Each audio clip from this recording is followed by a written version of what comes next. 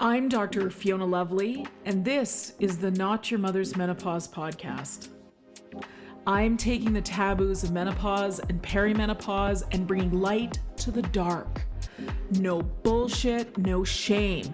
It's time for us to gain a new paradigm in female health, out with the old and in with the new, and I'm bringing fresh perspectives from someone in the arena. I've been practicing women's health for nearly 20 years, and I'm spilling the tea on what it means to live at midlife, knowing that the best is yet to come. I'm sharing my Gen X approach to living through this transition. Sassy, a bit sweary, and always honest. Tactical tips and instantly usable information is my aim. I hope to make you laugh and that you learn something new that helps you embrace the change. Together, we bring power to the peri. Onward to the podcast.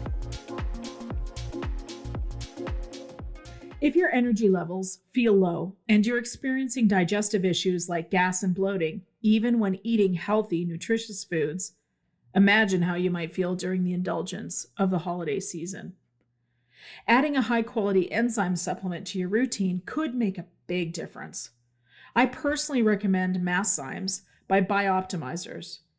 It's a best-in-class supplement loaded with full-spectrum enzymes for digesting proteins, starches, sugars, fibers, and fats. After you start taking Masszymes, you may notice that you no longer feel bloated after meals and that your belly feels flatter. These powerful enzymes boost your energy by increasing metabolism of your food for fuel. And by improving digestion, your body has more resources to allocate for mental and cognitive function. I can definitely vouch for these enzymes. I take them myself, and they are powerful. For the entire month of November, Bioptimizers, the makers of Masszymes, are having a Black Friday sale, their best sale of the year. All month long, you'll get discounts with my unique code, plus access to up to $100 in free gifts with purchase. You can only get this exclusive deal through my link, special for the audience of the Not Your Mother's Menopause podcast. You won't find this on Amazon or even on the company website. Go to bioptimizers.com/lovely and use code LOVELY to get your discount and free gifts today. All Bioptimizer supplements are best in class. If you don't agree, you can get a full refund for up to 1 year after your purchase, no questions asked. Again, the link to go to right now for this exclusive deal is bioptimizers.com/lovely using the code LOVELY, links in the show notes.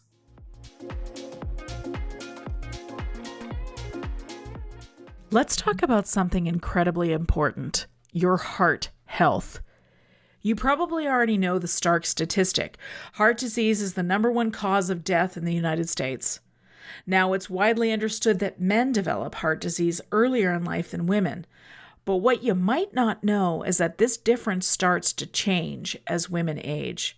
By the age of 65, women begin to develop heart disease at the same rate as men. Why does this happen?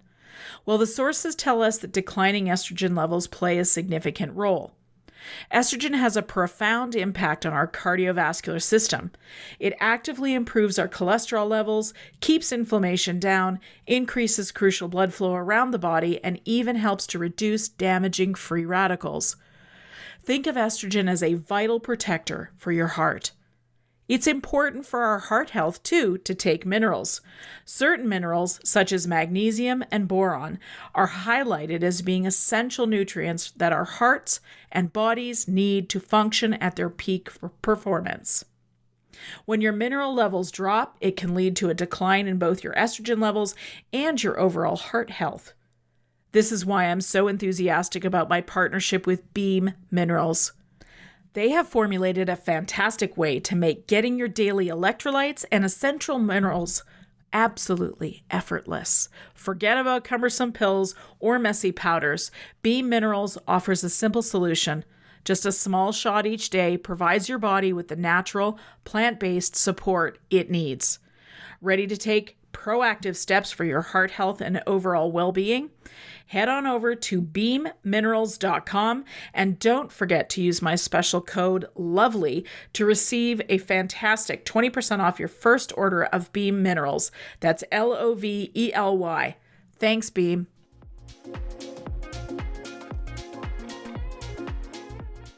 You're tuned in to the Not Your Mother's Menopause podcast, and I'm Dr. Fiona Lovely. Thanks for being with me today.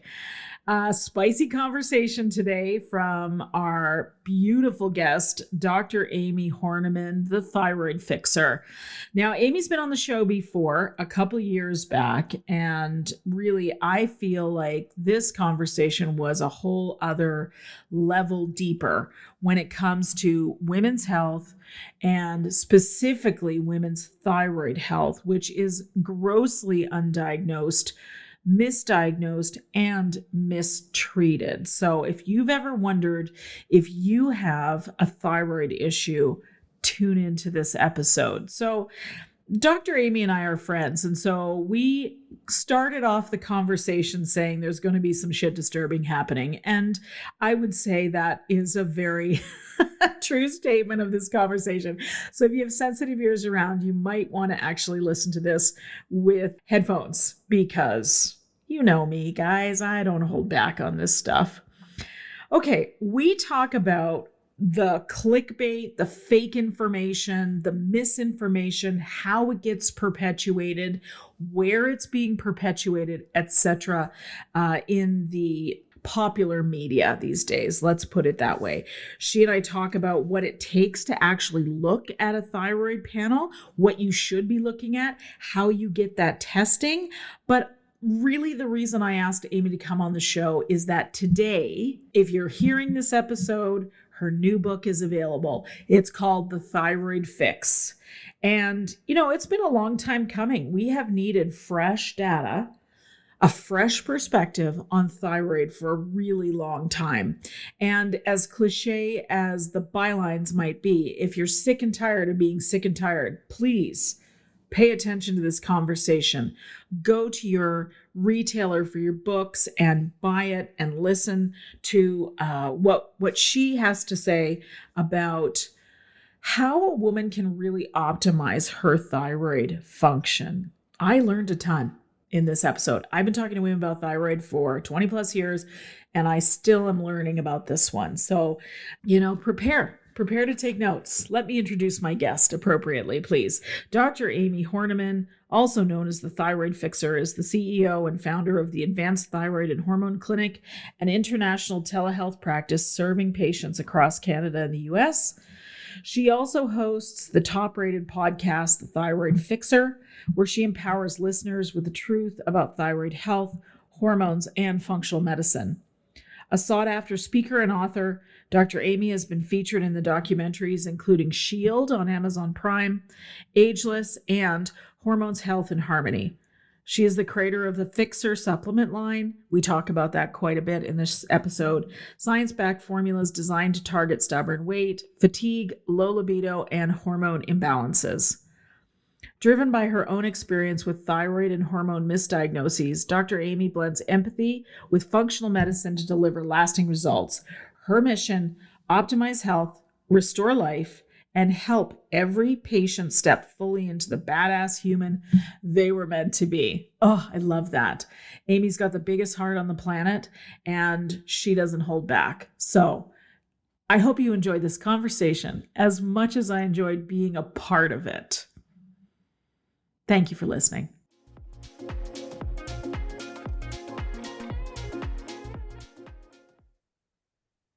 This is the Not Your Mother's Menopause podcast. I'm Dr. Fiona Lovely, and I have a friend on the show today, and I'm laughing because I know she and I are going to get up to some shit disturbing today. Dr. Amie Hornaman, welcome back to the show. Oh my gosh. Yes, we are, Fiona. Yes, we are. I can't wait. Okay, so I have a fun story to share about when Amie and I actually met in person in Vegas for a conference just over a year ago. And we decided we were going to go to a concert. We went to the Garth Brooks concert at Caesars Forum.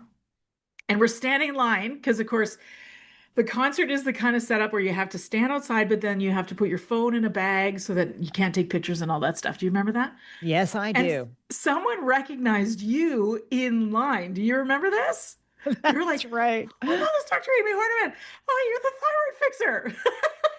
The pocket. So funny. So Yeah. humbling, but so Well, funny. still, I mean, it was such a cool experience. And then, Karen was standing there, Karen Martell was standing there with us. And then the lady was like, "Wait a minute, I listened to your podcast. Dr. Fiona Lovely, I listened to your podcast." Like, so bizarre. It was such a weird thing. So fantastic. But you know what? That means that we really are touching lives across the United States and Canada. I mean, Yeah. we got the reach. Good, Yeah. good. Because God knows it's time for some of this bullshit information to just be done. Yeah. Yeah. And it really is going to take people like you and me that are outside of the Western medicine system to actually bring the truth to the masses. And this is something that I think we'll be talking about for the rest of our lives. I don't see this magically changing. Do you? I really don't. I really don't. And I almost think it's getting worse. So despite our government removing the black box warning off of hormones, despite the authors of the Women's Health Initiative study coming out and saying, "Oops, sorry, we were wrong. You can have your hormones back now." Conventional medicine isn't changing. The language around thyroid and hormones is still the same. I just had a patient last week who, okay, now we are 3, 4, 5, 6 months removed from the government saying hormones are fine, and she was still told by her doctor that you can't have hormones. Don't you know they're going to cause cancer? Like Oh my I'm like, God. oh my gosh, the rhetoric is still just permeating conventional medicine everywhere we go. Yeah, well, and it also shows how half-truths and expired information perpetuates unless the practitioners are savvy enough to say, "Okay, wait a minute, I need some more training on this." But I don't know about you, but the GPs I know are so overworked, so busy, so overwhelmed in the system that for them to actually take time out to try to go and do education. Okay, so what happens then in this case? Who does most of the education in the medical offices? The pharmaceutical reps do. And in fact, they're the ones that are allowed to give continuing education credits for any education they do for the doctors and the doctor's staff, which of course then they bring along lunch, etc. So what you're getting is the delivery of basically whatever the pharmaceutical rep is selling. That is the lens with which they're going to deliver the information. I think that's part of the problem. Absolutely. Ironically, I just recorded a podcast about this, kind of breaking down for people because I get this question all the time. I'm sure you do as well. Why? Like, why, Dr. Fiona, won't my doctor order all the Yeah. labs? Why won't they spend more than 7 minutes with Yeah. me? And it really does come down to it starts in med school with just brainwashing, like straight up brainwashing.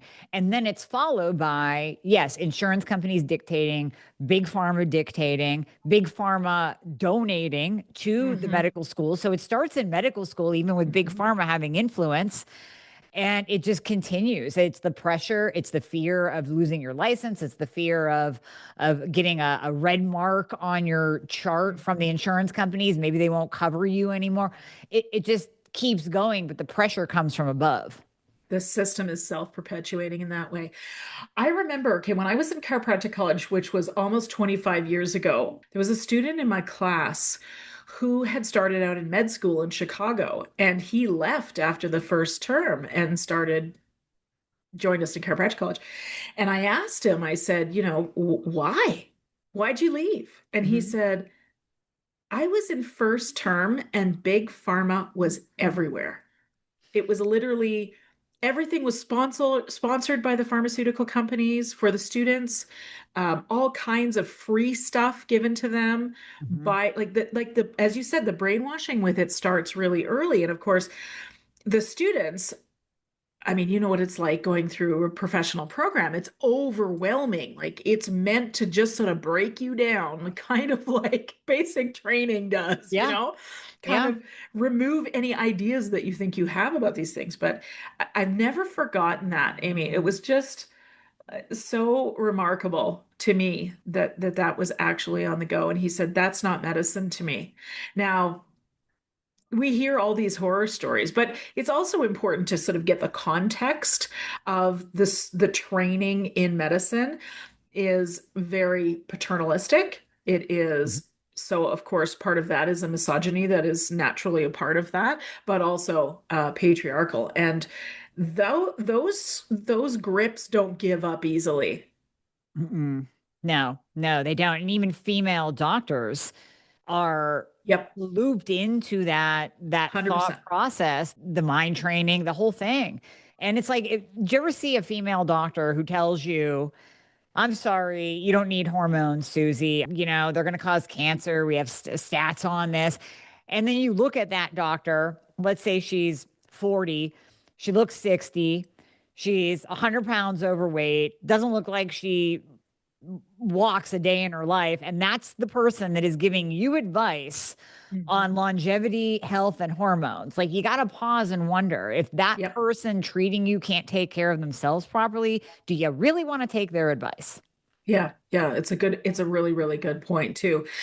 As you said, the answer to truth is simply a matter of listening to those of us that are outside of those systems. Yeah. I'm very driven by truth. I know you are too. I loved reading this email that you sent out. Let's see, it was January 9th. So it was great. I kept it. I thought I'm going to actually interview Amie from this because it's so good. So the first thing I want to just mention is that in the longevity medicine space, there, Dr. Peter Attia, highly regarded, the Drive podcast, one of my favorites. And the new episodes come out on Monday morning. And I remember, however long ago, it was last fall sometime, seeing a thyroid episode come out. I'm like, oh my God, is Amie on the show? Oh my God, she didn't say anything. So I look, and it's some dude who none of us have ever seen or heard of. And the show is just dispensing the same shitty information for women around thyroid, saying TSH is enough of a test and T4 is enough of a medication. Why is that not true? Yeah. So Peter should have had me on. Unfortunately, Absolutely. fortunately, he chose otherwise. But no, his guest was Dr. Antonio Bianco. And the irony of that conversation on the Drive podcast was, I've interviewed Antonio Bianco previously on my podcast, because when I was going through my doctoral program, he was one of the most reference researchers that I used, because he's the only one out there writing papers on T3. So then I hear this podcast. I listen to it because I'm curious. I want to hear what he has to say with Peter. And I felt like I had like schizophrenia. Like, in one sentence, he talks about, oh yeah, T3, that is important. Oh, but it's not a reliable assay. And then he says later about T4 only being okay. And my mind was just spinning around. When I released my episode, basically debunking, breaking down, giving props where props were due. And I clearly state in that episode, listen, this is what they got right. Nailed it. Absolutely. And then here's the conflicting information that's said in the same episode, as if to conflict themselves, that really makes no sense. When I put that out, Fiona, I had so many Mm. people reaching out going, thank you. I was so confused. Thank you. My mind was spinning. Thank you. I couldn't make sense of that information at all. So I was happy to know it wasn't just me that thought they were going crazy listening to that episode. It was my audience as well. So I think it's really important to, I don't know, break down the information that you're getting, even if you're getting it from a source that you believe is high up, is representing the functional medicine space appropriately. 9 times out of 10, Peter Attia gets it right. This time it was like, it was a head scratcher. Yeah, no kidding. Do you think it was a problem with the editor? Like, did the editor just not do their research, or was it the way the questions were asked?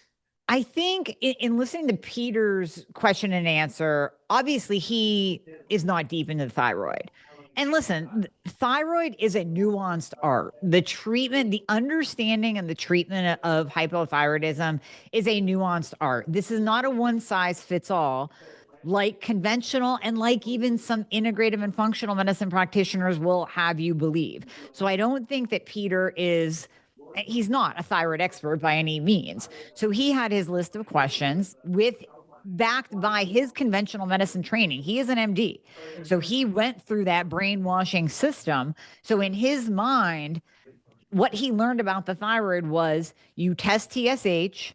If TSH is high or it has a little red H next to it, it's flagged, then which means it's over a 4.5. Then you give T4 medication, Synthroid, levothyroxine. You pat the patient on the ass, you send them out the door, you wish them luck, you retest them in 6 months. That's what is taught in conventional medicine school. And I believe that that is what is still ingrained in both Peter Attia and Antonio Bianco's mind because they're both medically trained practitioners. So the conversation brought in some of Bianco's research, brought in some of the shining a small little tiny light on T3, but it really stayed more conventional talk than anything. Okay. Okay. So why is TSH and T4 not enough? I don't even care if you test TSH and T4, quite frankly. Like they are that unreliable for that full picture of the thyroid. So when we're talking about testing, really, if you only picked two tests to check your thyroid, it would be free T3 and reverse T3. Yeah, we like to look at the antibodies. The antibodies are thyroid peroxidase and thyroglobulin, TPO, TGA. Yes, absolutely. They're important. I don't want your listeners listening and go, well, what about those Hashimoto antibodies? Yeah, we want to test them too. But if you only had two to choose from every single time you get your labs done, like technically you could throw in antibodies, once every 6 months and you'd be fine. But if you're testing more often, you choose free T3 and reverse T3. That gives you that beautiful picture of what is going on inside your body and what your thyroid is doing, what your conversion is doing in the liver and the gut and the tissues. It really shows us everything.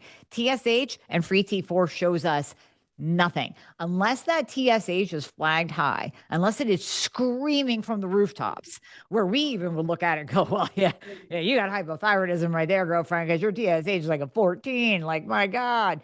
Unless it is screaming at us, Yep. it really doesn't matter. And in fact, that TSH gets in the way of being properly diagnosed more times than not, because in conventional medicine, they're going to look at it. They're going to look at that standard lab value range. At LabCorp, it goes up to 4.5. So they're going to look at that unless you are over range, they're not paying attention to you. Whereas functional medicine, we're going, oh, well, yeah, your TSH is a 1, but girl, you're telling me that you're gaining weight, you're losing your hair, you're constipated, you're depressed, you're anxious, you're fatigued. So those symptoms tell me we need to keep going. So, yeah, let's drop down a little bit further in that lab report. Let's look at your free T3 and reverse T3. Interesting. So symptoms first over testing. I love overlaying. So Yeah. the symptoms are like a compass and they're giving us direction as to where to look in the lab panel to pair up the symptoms with the labs. So if someone presents with all of those symptoms, then we move over here and we look at thyroid function and hormone function. Because when I hear weight gain, inability to lose weight, fatigue, hair loss, constipation, mood disorders, I think thyroid and hormones. So that's where we move over and we look at those numbers and we say, oh, that totally makes sense because you have basically no metabolism. Your free T3 is low normal. To us, it's in the toilet. To conventional medicine, it's still within normal limits. It is low normal. We look over here, we see reverse T3 is elevated per our standards, per functional medicine standards. It's elevated, it's a 15. So this explains why your body is in shutdown survival mode. You have no metabolism. You have no thyroid hormone, that active thyroid hormone to get to your cells to really run anything in your body. Makes complete sense. And then we go from there. Mm. Okay, so let's talk about the free T3 and reverse T3 a little more, please, because I think I would like to know for myself more about that FT3 and what that's actually showing. So the way I was taught about this, Amie, and understand it is that the TSH is basically a measurement of how the brain is signaling the thyroid. So it tells you if there's a disconnection between the brain and the thyroid. Does medicine have a fix for that? No, it doesn't. So why are we looking at it? So, and T4 is the storage format of the thyroid hormone. It has four iodine molecules on it. Mhm. And then the T3 is one of those iodine molecules have been removed. That's the active form. Is that correct? You got it. You got it. When we think about every cell in our body, and the phrase I like to use is from head to toe, it runs the show, the thyroid. So when we think about every single cell in our body being affected by thyroid hormone or needing thyroid hormone, we're specifically talking about T3. Your cells do not have a receptor site on it for T4. We could load you down with all the T4 in the world, and it is just that, it is storage. Teacher, Just, then why the hell are we looking at T4? I don't know. Well, you know what? I do peek at T4, and what that tells me is if someone is on too much or they're on T4 only. Okay. So when I look at the T4, I play a little game with myself. If the free T4 is a little bit elevated, I don't mean flagged high. I mean like a 1.5, 1.4, 1.6, right around there. I go, okay, this person has been given nothing but Synthroid or Levo by their doctor. They're probably on too much. And I make a little bet with myself. I'm like, I'm going to bet that the reverse T3 is going to be like a 19 or a 20. Then I'll scroll down the lab and be like, yay. And then I celebrate with myself. I won. I was right. This person is on way too much T4 medication, and the reverse T3 is through the roof. Their body is in human dormancy syndrome or hibernation mode. And now we know why. So I like peeking at free T4 just to play a game with myself, but technically it's not needed. Wow. Okay. So there are, just to be clear, everybody, Synthroid, levothyroxine are T4 supplementation. Yes. Is it Yes. synthetic? It is synthetic, but I love to use the term biosynthetic. There Okay. is nothing wrong with Synthroid or Levo or Mhm. Tirosint. It's that when you're given that and that alone, when you're just given the inactive thyroid hormone, and then we cross our fingers and wish on a rainbow that it converts, and we can talk about all the different factors that interfere with that conversion to Mhm. T3, that's not going to work. I'm totally fine with combining the biosynthetic T4 with the biosynthetic T3 or liothyronine cytomel. That's the technical term for T3 medication. I'm okay with combining that. In fact, when people ask me, what is your favorite thyroid hormone? I go, the one that works for you, in the combination that works for you, and in the dose that works Mm. for you. I don't care if that's Synthroid and liothyronine. I don't care if it's natural desiccated thyroid. Maybe it's natural desiccated thyroid and T3, or maybe it's T3 only. I don't care what it is as long as it's not T4 only, because that's not going to work. Mm. Okay.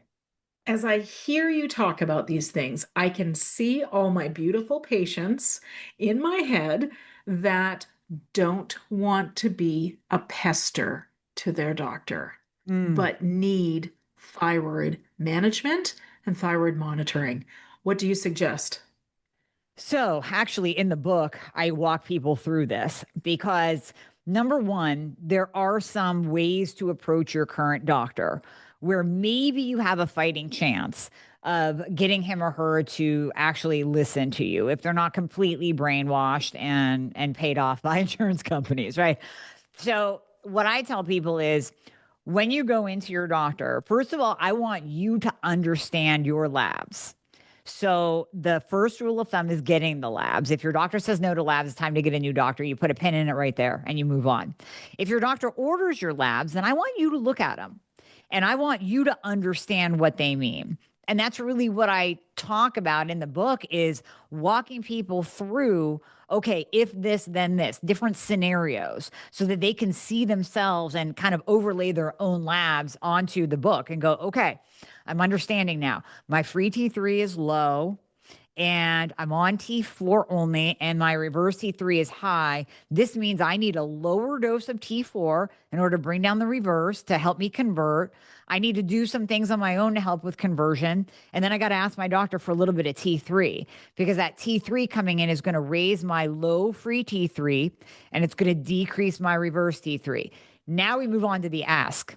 You go into your doctor with a bulleted list of symptoms, not a paragraph, not your life story from 2018 till present. They are Uh-huh. not going to read it. You are going to lose them at that moment. It has to be a 100%. clear, like pick 10, Yep. 10 symptoms that you have bulleted out. And you hand this to your doctor and you say, because I still feel this way and still have these symptoms. And by the way, these symptoms can also lead to heart disease, type 2 diabetes, dementia. I mean, let's face it, when you have low thyroid function, it can progress to the diseases of longevity or the diseases that are going to kill us one day, basically. So Yeah. we have to take it from a symptom standpoint, overall health standpoint, because they'll listen to that too. And then we have to do the ask. So, therefore, Mr. Doctor, because as you can see here, free T3, it's coming up, it's at the bottom of the range right there. Optimal is at the upper quadrant of the range. It's in Amie's book. I know this. So, optimal is in the upper quadrant of that range, and my reverse T3 is too high. Will you please do this for me and work with me as a collaborator of my own health? So that I can reverse disease, so that I can eliminate these symptoms that have an overall better quality of life and extend my health longevity. Please and thank you. And at that point of time, again, if you get dismissed, if you get medically gaslit, if you get told that's Bye. not necessary, Yeah. no, you leave. I'm going to guess, by the way, supremely helpful. I will be bookmarking that segment of your book. I'm going to guess that 20% of women will be willing to actually speak to their doctor like that. True. You know how this works. Now, this is the thing. We promised some shit disturbing. Here we go. Yeah. You Yeah. ready? Let's do it. Buckle up, everybody. Shredded. Okay. I am so sick and tired of hearing that women have gone to their doctors and once again, the doctors are not informed about estrogen, progesterone, testosterone supplementation. And you're essentially laying this out. It's the same thing with the thyroid. I mean, I have a girlfriend that has both thyroid and hormonal issues. She's an introverted, quiet person, and she feels like she's bothering the doctor, right? And yet she's also mad as hell about it. So, like, what do we do? What do we do? Well, I think first it has to start with the women, the people asking themselves, how bad do you feel? And do you really want to feel this way the rest of your life? It has to start inside of you because if you don't speak up, it's the same thing as the definition of insanity. You're doing the same thing over and over again and expecting a different result. If you don't speak up, which is doing the same thing over and over again, keeping quiet, keeping quiet, keeping quiet, and you expect to get better, you're not. So that's basically, I know this is a hard truth, and this is why we disrupt. It's a hard truth, but you are choosing to stay sick unless you open your mouth and do something. I also want to empower you at the same time and remind you that you are paying your doctor. I don't care if you're in a universal healthcare system like Canada or if you're an insurance based system like the United States. You are paying your doctor. Your doctor is not working for free. Somebody is giving them a paycheck. Okay. Mhm. So you deserve, just like if you would pay outside, if you would pay functional medicine, you wouldn't stay quiet. If you just dropped 5 grand on a functional medicine program to get better and they weren't treating you properly, are you going to speak up? Are you going to send an email asking for a refund? Yes, you are. So why Yeah. is it different in the conventional medicine system?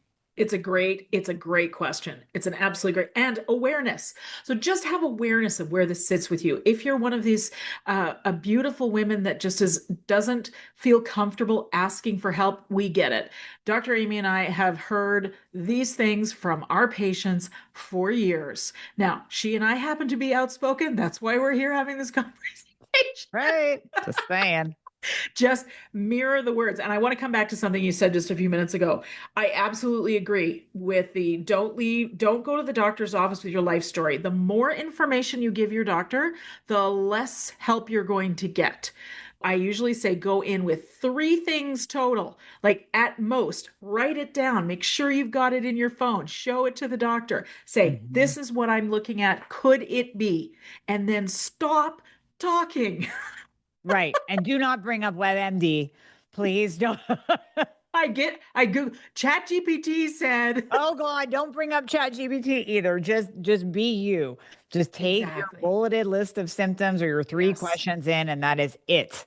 Yes, yes. Yeah. And this is actually something I teach my menopause doula students as well, is to say, ask the question, ask it like a question to offer respect.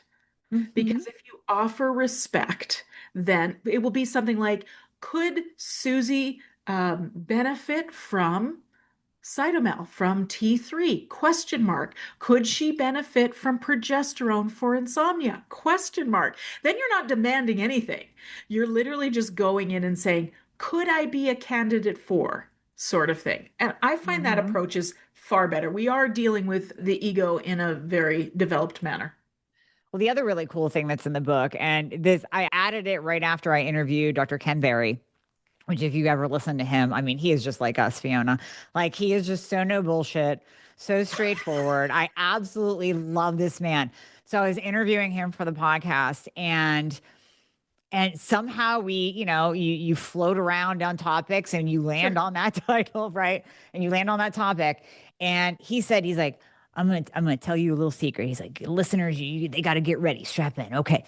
It's like what you do if your doctor says no to testing or no to proper treatment that you're asking, you ask them, you say, would you please like make a note of that in my chart, in my permanent medical record that states that you are refusing to do XYZ and that you understand this might result in me having and that is the truth. I mean, listen, if they won't treat your thyroid, you could have hyperlipidemia, insulin resistance, type 2 diabetes, cardiovascular risk, increased risk of dementia, Alzheimer's, Parkinson's, and Yeah. quite frankly, even a risk of cancer because your immune system drops when your Yeah. thyroid isn't properly regulated. You can't detoxify anything. So all of those toxins are circulating through your system, feeding cancerous cells. So make that doctor write down in the chart that he or she understands that you are also at a greater risk for this. Now they have to actually write that down. And Ken said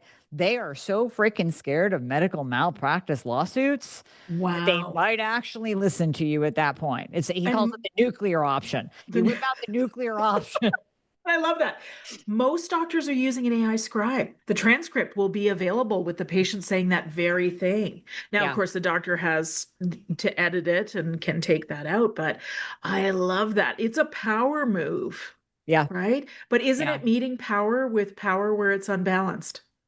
It is. I mean, at the end of the day, let's face it. We can give you all of the strategies, tips, techniques that we want to, and you still might run into a brick wall. I mean, you just might. And it might be that you just have to pay out of pocket for functional medicine. You look for a thyroid and hormone expert, not just a jack of all trades, master of none. You look for a Yeah. specialist in functional medicine, just like you would go to a specialist in conventional medicine. You would go to a dermatologist for skin issues. You would go to a cardiologist for heart issues. You would not go to a gastroenterologist for a clogged artery in your heart. So, same thing in functional medicine. You want to go to that particular specialty in which you want to be seen and heard. And it Hmm. might just come to that. Hmm. Wow. I need to be introduced to this guy. Do you mind? I have not heard this episode. Oh, girl, you will fall in love with Okay. him. Just fall in love. Yes. Dr. Amy, hook me up, please. Yes, I will. Soon we will have Dr. Canberry on the show. No BS. I love it. He sounds like our people. Well, and I think similar things are happening with HRT and any tools that are useful for women to be able to just boldly ask for what they want. I mean, listen, we're culturally conditioned not to do that anyways. Right. Well, that's true. That Yep. is true. Yep. Yeah. Menopause skin. Nobody's favorite part of the transition at midlife we call peri-menopause and menopause. If you're noticing fine lines, wrinkles, or sagging skin, maybe more texture during your menopause, I have some really exciting news for you. Menopause can deplete your skin's collagen, speeding up the aging. But here's the news. Vitale Skincare has built its entire line on the power of GHK-Cu copper peptides, a proven ingredient that signals your skin's stem cells to produce new and healthy collagen. My personal favorite, Vitale's Restorative Skin Cell Serum. I love how it rejuvenates and restores my skin from within, revealing a firmer, more radiant glow. Want to experience this transformation for yourself? Head to vitallyskincare.com and use the code LOVELY at checkout for 20% off. That's vitallyskincare.com, VITALI skin, SKINCARE.com, code LOVELY. Because with Vitale, youthful, vibrant skin is just a step away at any age.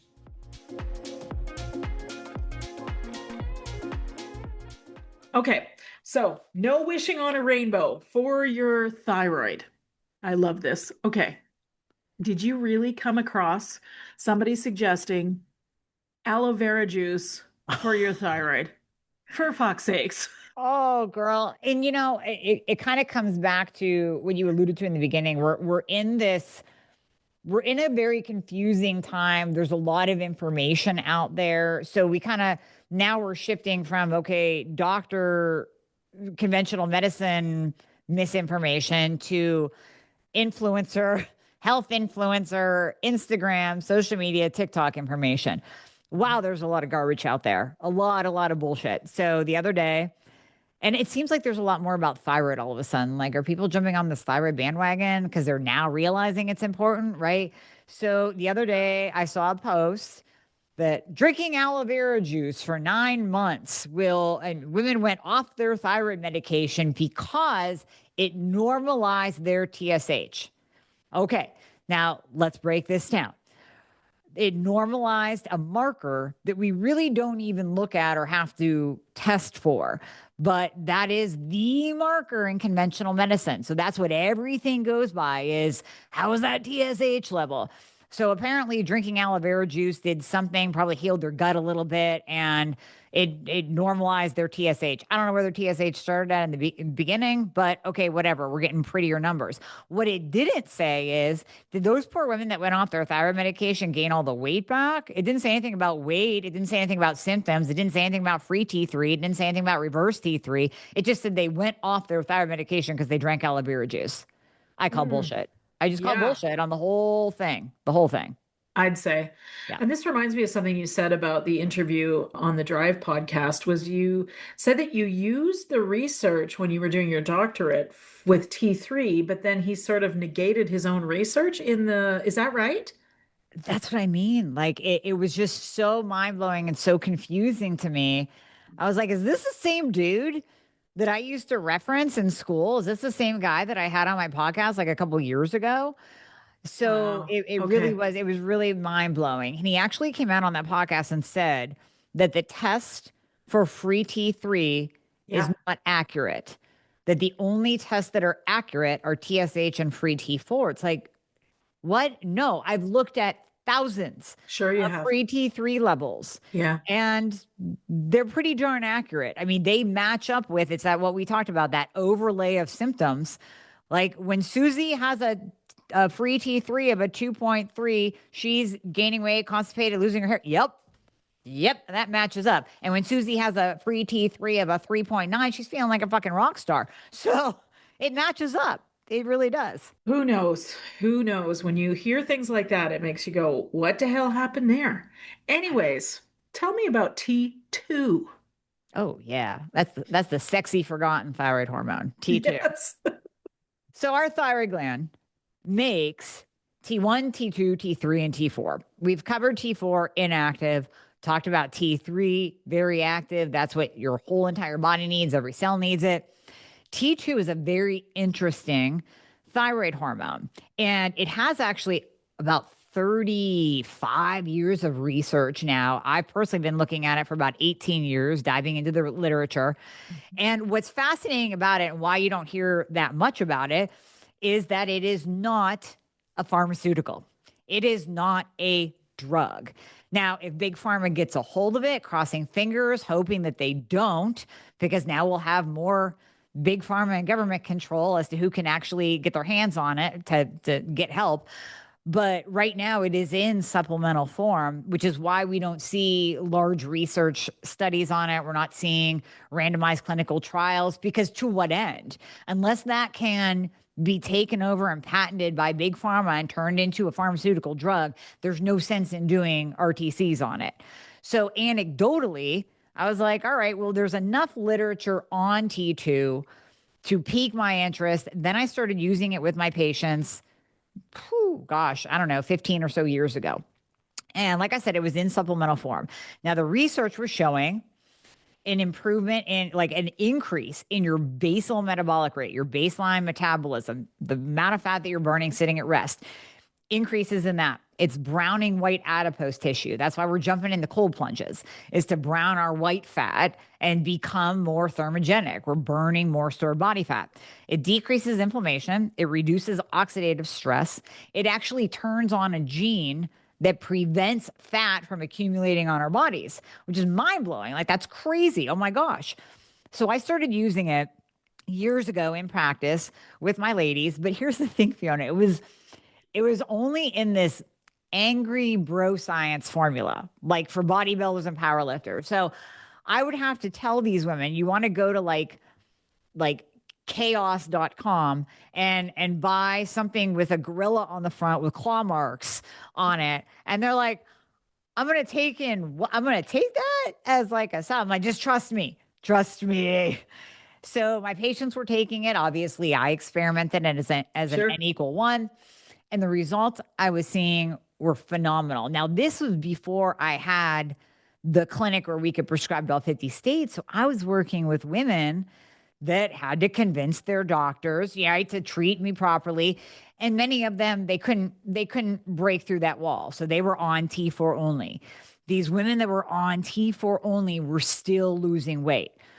So when it came time to start my fixer supplement line, that was going to be the flagship. Of course, that is the flagship. It is the baby. So I named it after me and the brand Thyroid Fixer, only to find out down the road that it confused people, because people are saying, wait a minute, if I don't have a thyroid problem, can you take it? It's like, well, yeah, you can. If you just need to lose weight, you can take it. So then we came out with Metabolism Fixer, which is more clear on what it's doing. That also contains T2. But I got to tell you, the results that we're seeing are just phenomenal. I mean, really breaking through weight loss plateaus, breaking through people being stuck on T4 only when they know it's not going to work, decreasing inflammation. I mean, it really is mind blowing. And I mean, we know the benefits of GLP-1s, but we also know the reality in that they are expensive. The DEA here are cracking down on where you can get it. So they're going to become more expensive so Big Pharma can make their profits. I believe that T2 is a beautiful alternative to the obesity crisis, to GLP-1s and the obesity crisis. I really think it can move the needle. And the beautiful thing is the safety profile. You can even stack it with your GLP. So if you're microdosing your GLP-1 and maybe you're not losing as much weight as you want, then you can stack on T2 with it. And that really is a beautiful combination. Or you can use T2 alone. Interesting. So we can take T2 even if we're already taking Synthroid or Levo. Okay. Absolutely. Or T3, or you're not taking anything. Yeah, it is. If you have weight to lose, if you have inflammation, if you have excess body fat, if you basically are low in energy, because it also works at the mitochondrial level. So it doesn't work at the thyroid level. It's not going to change your thyroid numbers. It's working at the mitochondrial level to also produce more ATP. And that's going to give steady energy through the day. If you check that box for any of those, you can take T2. Hmm. My God, that's most people, right? Most people that listen to the show, I'm going to guess. Well, I mean, most people overall, what's the stat? Isn't it like 90% of all Americans are insulin resistant or metabolically broken? Yes, I've heard Yeah. that. I've heard that, which is, I mean, man, I got lots of questions. Where did we screw what up in order for that to happen, right? That's not a problem of I can't keep my mouth shut when I'm around food. That's not that. That's something totally different. And actually, you brought up GLP-1, so let's talk about that. Yeah. What impacts do they have on thyroid function? So I have a whole chapter in the book about that. What I have found is that some, and I'm clear about this, and we don't know who fits into this category of those that will be a responder and can drop their thyroid medication and those that can't. But some individuals, including myself, with microdosing of a GLP-1 can actually reduce the amount of thyroid hormone they're on. Now, let me say this. That's not the goal necessarily. There is no gold star given out for that person that's on the lowest dose of thyroid medication. Thyroid medication is thyroid hormone replacement. And we want to replace those hormones that are no longer being properly made by your body. I don't care what that is. I don't care if it's 5 micrograms or 200 micrograms. Whatever gets you back to feeling like yourself and gives you your life back and eliminates your symptoms, we're going to do it. It doesn't matter what the dose is. However, let's take myself for an example. I'm on T3 only. I was on 75 micrograms twice a day. Now, the difference between T3 and T2 is that T3, I'm bringing in T2 into this conversation for a reason. T3 will burn muscle and body fat. It doesn't really differentiate. It doesn't say, I'm just going to target that fat today. I'll leave that sexy muscle alone. No, it's going to burn both. T2 only burns body fat. It does not burn muscle. So that's why even like bodybuilding competitors and whatnot will use T2 to get ready for a show. GLP-1s at a higher dose will burn muscle, at a lower dose won't. So we need that perfect combination of that which will reduce body fat, but keep our organ of longevity. We need to keep our muscle tissue. So at 75 micrograms twice a day, I was having a hard time keeping on muscle. I would notice like my arms would get like string bean like. I'm like, what's happening? I'm still losing or I'm still lifting and I'm eating protein. What gives? So I thought, okay, I'm going to try to reduce my T3 a little bit and see if that makes a difference and see if the GLP-1 can stay in the system, keeping my metabolism somewhat running because it's a microdose, keeping my inflammation down, keeping my antibodies at bay so my thyroid doesn't get more attacked. And I found that it worked. Now it's not going to work for everybody, but it did work for me. And just that slight reduction of my T3 dosing of my T3 hormone replacement now gives me a little bit more edge to keeping on the muscle. Hmm, interesting. What about GLP-1 for autoimmune thyroid? Because it reduces inflammation, we are seeing a little bit of a reduction in antibodies. Now, when it comes to Hashimoto's or any kind of autoimmune condition, I love black cumin seed oil. I love low dose naltrexone. GLP-1 wouldn't be my first go-to for that. It's almost like it's sitting off to the side as an adjunct, probably helping the inflammation reduce and helping the antibodies. Okay. Oh, LDN. I tried. Oh man, I had the craziest dreams. It's a crapshoot as to who can actually take it. That's why I go black cumin seed first because Okay. everybody tolerates that. And then if someone's a really huge autoimmune ball of fire, that's when we'll add in the LDN. Okay. Okay. And I know there's an induction period where you're supposed to go low and slow on that. Oh man, I did all the right things. And I remember in our conversation about that, you guys were like, "Oh my God, it's the best thing ever." I'm like, "Dudes, I can't." Yeah, I find that with patients though too. Like there Okay. are those that can tolerate and those that they cannot tolerate. And with LDN, we'll either see a flat affect, like almost like a too much antidepressant effect. Like, Really? yeah, like a total just negation of emotion almost. We'll see spikes in cortisol. So sometimes we'll see weight gain. And then, yes, the insomnia, the dreams. I mean, it just really wreaks havoc. And that's Perfect. low dose naltrexone, which can be used for inflammation and autoimmunity and for a number of different things.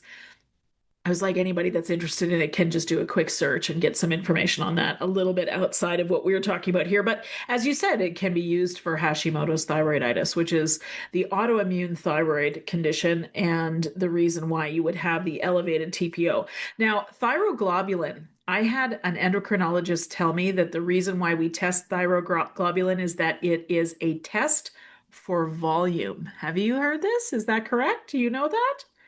I never heard it for volume. It's more, well, first of all, we test thyroglobulin antibodies and thyroid peroxidase antibodies, both of which point toward Hashimoto's. So we look for those little antibodies in either category. Mhm. With a thyroglobulin, there can be a higher cancer risk, thyroid cancer risk, with an elevated TGA as opposed to an elevated TPO. Okay, interesting. Just the thing is, Amie, there's just so many elements to thyroid function, and the GPs get such a small amount of training on this. And so, for the women who are bold enough to take the information that Dr. Amie has given you today and in the Thyroid Fix book, to take that to your doctor and say, hey, listen, I know I want this little lower and this a little higher, and that means I got to have this and this. Chances are, be prepared. You're going to know more about thyroid function than your doctor will. Oh, Okay. yeah. Do not be surprised by that at all. Exactly. I really wrote this to be the thyroid Bible, like the last thyroid book that really ever needs to be written because it has everything in it that you would need. Here's what it doesn't have. And you and I were laughing about this the other night. It does not have a diet plan, nor does it contain recipes, nor do I promise that if you just sprinkle some supplemental fairy dust over your thyroid, that all will be well. That's why it's literally called the no nonsense guide. I wanted it to be called the no bullshit guide, but it's the no nonsense guide because I pull no punches. I give it to you like it is, but in girlfriend speak, just like we're Mhm. talking right now, or if we were sitting down having a cup of coffee or a glass of wine, like we're just talking about your thyroid and this is what you have to do. And your girlfriend just happens to be a thyroid expert. That Mhm. is how this book is written. Yeah, I was saying to Amie yesterday in a voice memo that am I the only one that's tired of the publishing format of information in the front of the book, a diet plan and recipes in the back? Is it 1983? Like, have we not evolved past that?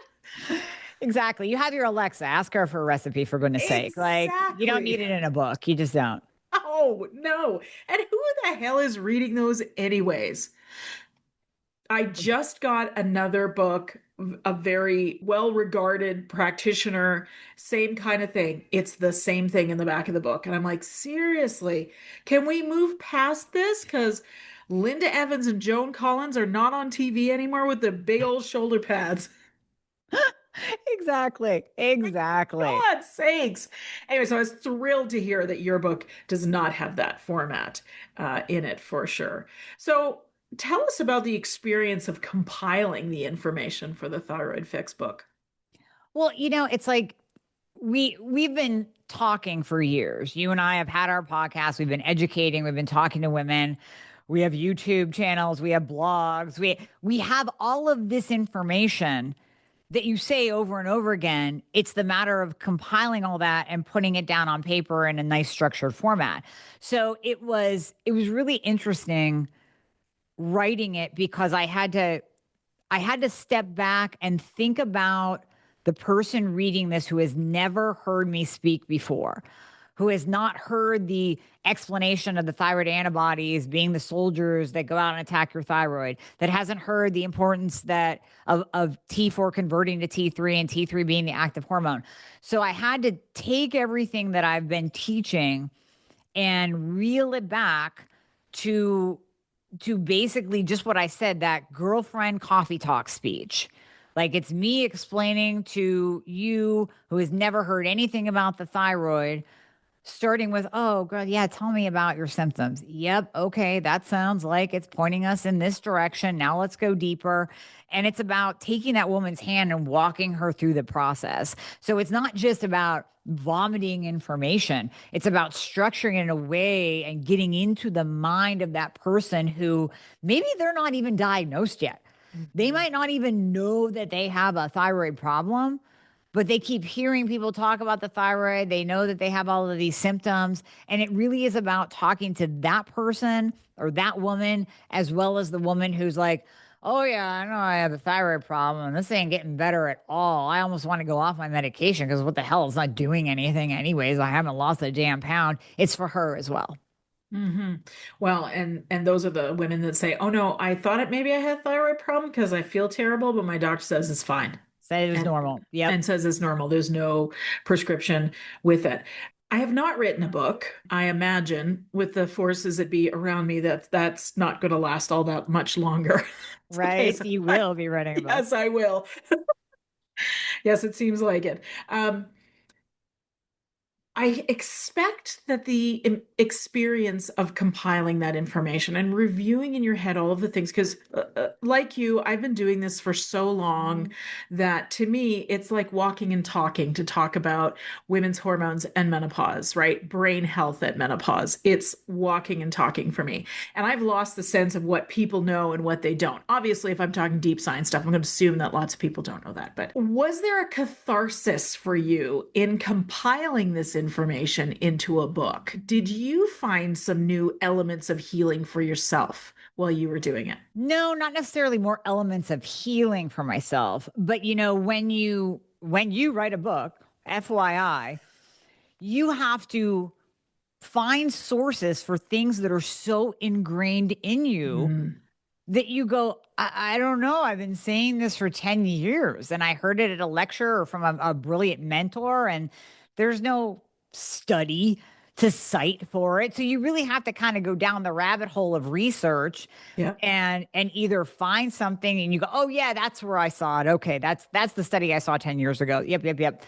Or you just basically have to say, like, listen, this is my information. No, there's not a research paper on it to cite, but this is my information that I live, I breathe, I see it with my patients. Like I can write the damn study if somebody wants to give me a grant, right? And I would say that's the most interesting thing is, backing up what you're saying, but what you're saying, deep inside in your heart, and there might not be a paper out there. And then we have the other layer of the fact that, kind of going back to the beginning of our conversation, those research papers are funded by Hmm. big pharma. Nine Hmm. times out of 10, any study that you see has some kind of backing. It's there for a purpose to push something, to push an idea, to push a product, to push a drug. And that's where the thyroid and women's health in general has been kind of like the ugly stepchild, just not paid attention to. All the studies are done on men, and the thyroid doesn't get love at all. It's not getting love in medical school. It's certainly not going to get love in a randomized clinical trial, unless, of course, the end of that trial is that Synthroid is the best medicine ever, and all you need is T4 monotherapy for all thyroid problems. So I Yeah, found a it lot doesn't of work. that too. Yeah. Yeah, yeah, I bet it doesn't work that way, folks. Two things I want to say. I've Amy and I've talked about this already in the show, but I just want to remind you that whether it's HRT, estradiol, testosterone, progesterone, or it's hormone replacement therapy, thyroid, it's a moving target, kids. You have to be okay with telling your prescriber that it's not cutting it anymore. Yep. And that might be 2 weeks down the road. It might be 2 years down the road. It might be 2 days down the road. You have to have open communication. This is part of the reason why Western medicine struggles with this particular thing because their whole thing is one pill, one dose, rest of your life. Don't bother me about it. We're not going to review it unless you've got some really good reason to review it, etc. Yeah. So just keep that in mind. I also want to tell a story about thyroid. And you may have come into the story at some point. Who knows if you've heard the end of it. So stay with me. So I was recently interviewing a naturopath who is a naturopathic oncologist, and we talked about she called it the breast cancer industrial complex, where, of course, the minute the diagnosis happens, a woman gets pulled into this rapid moving river with, lop this off and take this med and make yourself sick with this and not an empowering experience. She was a great guest. It was a wonderful episode. But I told the story because we talked about the overdiagnosis that can happen with breast cancer in particular. You know what I'm talking about. Yep. So a few years back, I think it was, if I remember correctly, my nurse practitioner did a thorough thyroid panel when I became a new patient of hers. And she's like, well, looks like you got some thyroid nodules. Let's check those out. So ultrasounds done. I had repeat ultrasounds for every 6 months for a couple of years. And then there was a biopsy done at one point. At that point, I was referred to an endocrinologist. Endocrinologist said, well, there's some stuff in here that doesn't look great, but we can keep monitoring it. And once if it grows, then we have to have the conversation about having your thyroid removed. Now, in the back of my head, I'm like, I have been counseling women on what happens when a thyroidectomy is her reality for years. I am going to fight like hell to keep my thyroid unless someone can actually show me that there's a thing here. Yeah. So sure enough, the next ultrasound a year later showed growth, and there's a ratio. And so my endocrinologist said, I have to refer you to the surgeon. Okay. So she referred me to the surgeon. Now, I happened to get the research papers of the surgeon I was referred to. And it turns out that what she does is radiofrequency ablation for thyroid nodules. Okay. Okay. So this is innovative. It is not done everywhere. And it's basically an alternative to the removal of a thyroid. Okay. So for anybody listening, they tend not to do hemithyroidectomies anymore because if there's nodules over the whole thing, they'll just say, well, at some point, one of these on the other side will be cancerous and then there'll be too much scar tissue. So we'll just take the whole thing out and you can take Yep. Synthroid for the rest of your life. That is the standard of care. Okay. Right. Bananas. All right. So I'm in the system, but I'm aware. I'm in the system. I go see the thyroid surgeon. And this was my experience in the office. So I had read all her papers, 12 papers. I read all of them. So I mean, I'm sure I'm the only one in the history of her medical practice. Yeah, I'm sure you are. So I was prepared to ask for the radiofrequency ablation. Anyways, I get hooked up with her intern. Her intern comes in and says, nice to meet you. I hear you have thyroid nodules. Okay, so you're going to have a thyroidectomy, and that looks like this. And he starts to talk about it. And he says, the recovery is, I went, hold on. Like there was nothing other than that. It was literally that. Wow. So I put my hand up. I literally said, stop. I wasn't rude because, of course, he doesn't know. He was all of 23, maybe. So Yeah. he's learning. Turns out the surgeon wasn't much older than him either. So I said to him, I said, I'm not interested in a thyroidectomy. I'm interested in talking about alternative treatments and the radiofrequency ablation. And he said, well, then we need to bring the surgeon in. And she came in. And she was great. We had a great conversation. She said, it's totally fine to continue monitoring this, but she said, I'll punch you back to the endocrinologist, and which she has done. And there's no more growth that has shown up. Here's the reason I'm telling this story, Amie. Every other woman sitting in that room with the intern would have heard precancerous or maybe cancerous cells in the thyroid. Take it out, get it out, get it out, get it out, without thinking about the effects of that. Why do we not have better choices for cancers that are primarily female cancers? I know it. I know it. Well, the same thing happened to me with my uterus. Now ultimately it did turn cancerous and I did get it out. We know the end of the story. Yeah. But in the very beginning, when I just had atypical cells, the doctor did the same thing. Like, okay, these are atypical cells. You have a 30% increased risk of it turning to cancer. Let's just take it all out. And I was like, whoa, hold on for a minute. Yeah. Yeah. So here's the thing. If you ultimately have to get your thyroid removed after you confirm that there is cancer present, like I was not getting my uterus removed on a chance, not on 30% because I still had 70% chance that it wouldn't turn to cancer. Now I lost that bet. So ultimately I had the surgery that I would have had in the beginning, but I gave it a fighting chance. Yeah, you did. To keep it. So you have to try to keep your thyroid if it's not cancerous. There's really no reason to remove a thyroid gland just for benign nodules, unless they're sticking out and you don't like the look of it. But if it's not hindering your vocal cords, your swallowing, it's not causing you to cough, it's just kind of there and you don't even know it, and it's not cancerous, there's no reason to remove it. Now, if Yep. you do have to have it removed, don't panic. I actually Yep. have a podcast episode from way back when says, don't cry over a lost thyroid. It's okay because we can now replace those thyroid hormones properly, but that's going to take proper treatment. So, in my eyes, and I say this in the book too, I have a whole chapter just on total thyroidectomy and partial thyroidectomies.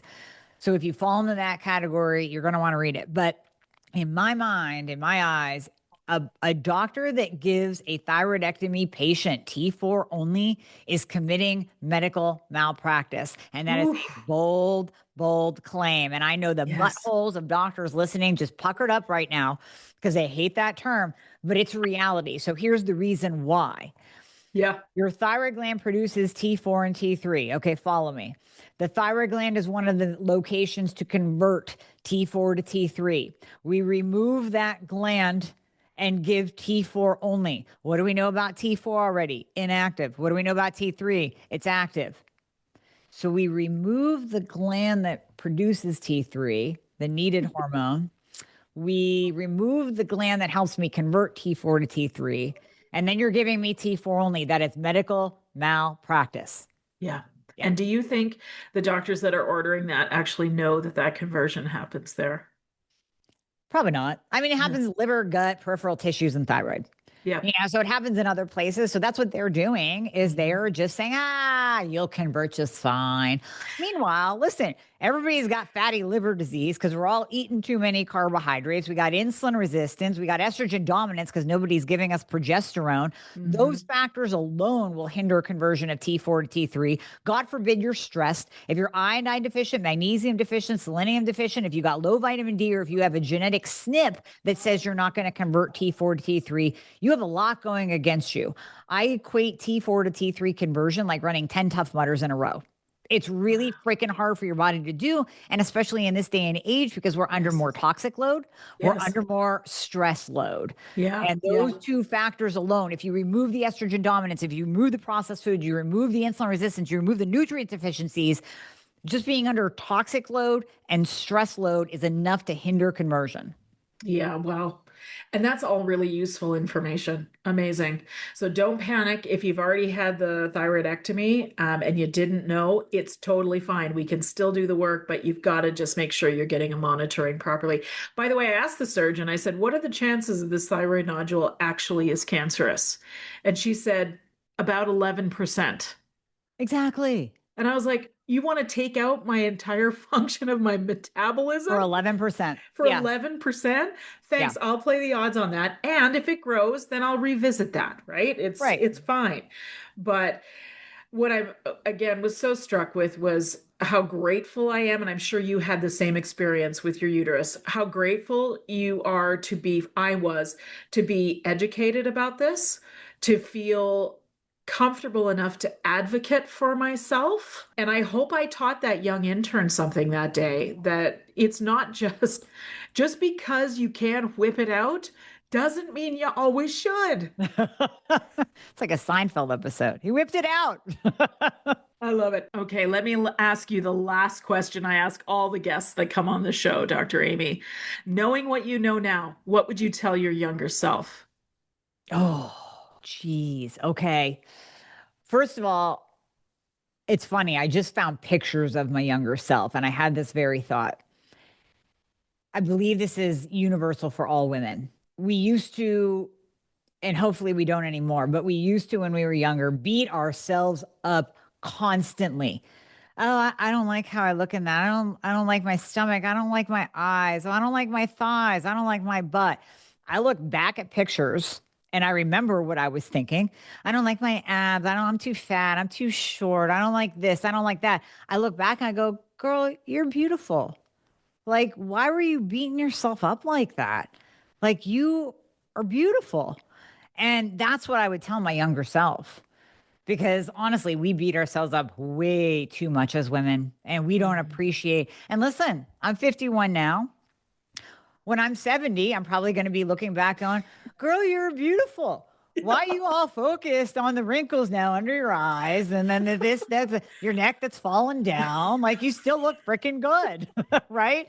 So it's about, yes, I would tell my younger self, be appreciative of who you are. Look inside, not just on the outside, but also quit being so damn hard on yourself. Absolutely. I love that advice. I think we've covered all the goodies. Tell me, the book comes out on May May 12th? 12th. Yep. May 12th. Okay, 2026. Fantastic. And if you're listening to this episode, you are hearing it on May 12th or the day after. Beautiful timing. It Perfect is timing. it is wonderful timing. And thank you for spilling the tea on thyroid. Where can people find out more about you and where can they order the book? Absolutely. So the book is at all major retailers, especially Amazon, Barnes and Noble, Target. But you can go to thyroidfixbook.com and you can just click on the buttons and order from there, or just jump over to Amazon, type in my name, and it'll pop up. Go to dramie.com, DRAMIE. From there, you will find links to my podcast, blogs, the Thyroid Fixer podcast that Dr. Fiona has been on as well. We got to have you on again, too, by the way. You haven't been on in a Anytime. while. Yeah, we got to do that. As well as the store. So the Fixer supplement store is also linked on there if you want to try out some T2. That's Thyroid Fixer and Metabolism Fixer. They're great products. I've tried both of them and I love them. I can't imagine really being without them. So, and it's helpful to know that that's clicking away in the background and I don't have to worry about that. It's not something else I have to sweat about. So, thanks for making it easy. Thank you for coming on the show and bringing your expertise. You're a real pro, sis. I am proud to know you as a friend, but also I cannot wait to read this book. So, thank you very much. Thank you. Thank you for having me. Yeah, it's my pleasure.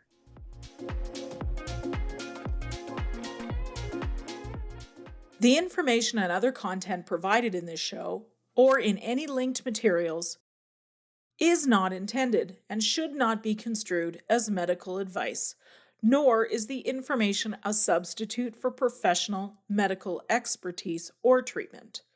We are doctors, but we aren't your doctor. Seek your doctor's opinion. If you or any other person has a medical concern, you should consult with your healthcare provider or seek other professional medical treatment. Never disregard professional medical advice or delay in seeking it because of something that you have heard in this podcast or in any linked materials. If you think you may have a medical emergency, call your doctor or emergency services immediately. The opinions and views expressed on this page and in this show have no relation to those of any academic, hospital, health practice, or other institution. Thank you.